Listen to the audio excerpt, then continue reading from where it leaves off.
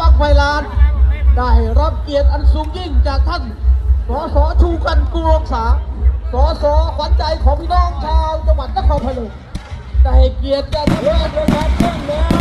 วแสนบังเพื่อจะขยานพี่น้องว่าให้น้องได้เห็นว่าวันนี้เราพร้อมแล้วที่จะทำไร่ทำนาเราพร้อมแล้วที่จะทำสวนนะครับพี่น้องครับ บั้งไฟแสนครับ มองไปที่ฐานจุดบั้งไฟ บั้งไฟแสนครับ มองไปที่ฐานจุดบั้งไฟ จุดด้วยระบบไฟฟ้านะครับชัดนะครับ ทุกอย่างพร้อมแล้วผมจะนับถอยหลังนะครับ5 4 3 2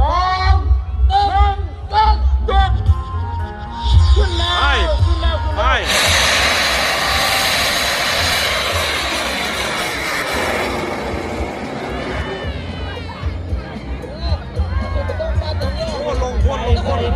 ลงแล้วลงแล้ว